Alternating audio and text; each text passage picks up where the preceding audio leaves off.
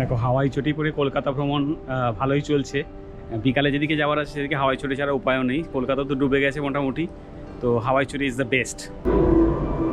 চলো পাহাড়ে ওঠা যাক। গভীরে যাওয়ার পর পাহাড়ে ওঠা। দেখো পথটা কিছু জিনিস কেনার জন্য মেট্রো থেকে নামলাম শ্যামবাজার। এখান থেকে হেঁটে হেঁটে হাতিবাগান অব্দি যাবো, যা কেনার কিনে নিতে পারবো। দেখো চলে এসেছি হাতিবাগান।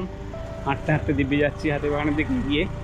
ব্যাপারটা হচ্ছে আমাদের একটা টেবিলের কভার দরকার ছিল, তো সেটা নিয়েছি। ঢুকতেই বলছি দাম কত 6 সিটারে। তো আগে বলছি দেখো আরও কি নেবে, নাও এই করো, দাম পরে বলছি। তো আমি বললাম দামটা আগে বলো। বলছি 230 টাকা হয়, আপনি 220 টাকা দেবেন। আমি 100 টাকার নোট একটা বার করে দিয়েছি। দাদা কি দিচ্ছেন? আমি বলছি এটাই দাম, এর চেয়ে কম দাম 70-80 টাকা দাম। তুমি যা বলছো তুমি আর নিয়ে 30 টাকা তোমায় ফ্রিতে দিলাম, নিয়ে নাও। তুমি দাও তো দাও, নাহলে ছাড়ো। তো দিব্যি দিয়ে দিলেও চুপচাপ, কোনো কথা বাড়লো না। মানে তোমাকে এখানে এলে কিন্তু একটু চোখ কান খোলা রাখতে হবে। এই কালারটা একটা আলাদাই ভালো লাগা, একটা আলাদাই ভালোবাসা।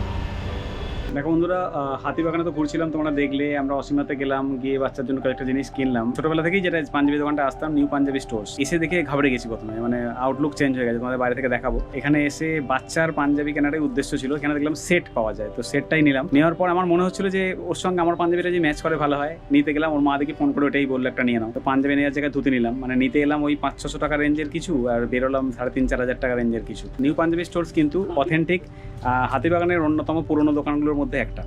তোমার ইচ্ছা হলে আসতে পারো।